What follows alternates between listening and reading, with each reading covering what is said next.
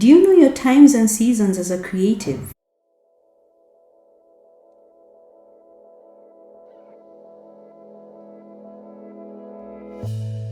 Hi, my name is Mary. Welcome to Creative Eden, where we have candid conversations about what it means to create for God's glory. Do you know your times and seasons as a creative? What I mean by this is it's not every time that is the right time to do everything concerning your creativity. There are seasons when you need to buckle down and think of ideas. There are seasons when you need to execute those ideas. There are seasons when you need to release those ideas into the world. And there is a wisdom that follows every single season, including the wisdom of knowing which season you're in at any given moment. That's what it means to know your times and seasons as a creative. Everything that God created on the face of the earth, including us as human beings, has a time and season. The same way we have a time and season for life, where we have a specific duration of time when we get to be on this earth, is the same way your creative gift has times and seasons of expression, where not every season has to look the same way. A lot of times the reason why we get burnt out or we struggle to do things creatively is because we are not operating in the right time and season. We don't know which season we are in, and so we don't know what we're supposed to be doing. And because we don't know what we're supposed to be doing, we're not able to tap into the grace that God has afforded us to do things in that season, because God will only ever afford grace for that which He requires of us, not that which we think we should be doing. So one of the keys to success as a creative, more so a creative who is pursuing creativity for God's glory, is knowing your times and seasons. How do you get to know them? Simple. Just ask the Lord. Ask Him to show you, what do you require of me in this season creatively? Do you need me to rest, where I just incubate what you've laid in my heart and not really go out of my way to try and execute anything? Do you need me to just ideate, where I come up with ideas and I write them down and I sit in your presence and get your blueprint for the next season that's coming for me as a creative? Do you need me to be in execution mode? And how does that execution look like? With all these ideas that you've given me, is there a specific one that you want me to focus on in this season? And that way I'm able to direct all my resources, all my energies to this one thing. And I'm not trying to do 10 million things at the same time and getting burnt out in the process, but I'm very clear on what my focus is and what I have grace for in a given season. Do you need me to be more out there? Do you need me to express my gift in a ministry context? Do you need me to express my gift more in a business context? What does it look like for me as a creative in this season? And not just in the context of my creativity, but even factoring in that as a creative, the rest of my life is still going on. I'm still more than just a creative. My creative gift is just one of the many things that I am, one of the many expressions of my humanity. And so it doesn't need to be at war with being a wife, for instance, or being a mother, or being a friend, being a daughter, being a colleague, having a business that has no direct ties to the creativity, or having a job that you still need to show up for in a given season because your creativity isn't necessarily full-time. These are some of the things we need to consider when we're thinking about the times and seasons. And all we need to get that direction is to be willing to ask the Lord and to spend sufficient time in His presence, listening out for His response, to not be in so much of a rush to get out there and make a name for ourselves that we miss out on the wisdom that would have saved us so much time and so much trouble in doing the wrong thing and only finding out we are on the wrong path at the very end of the journey. Thanks for joining me in today's episode. I'll see you on the next one.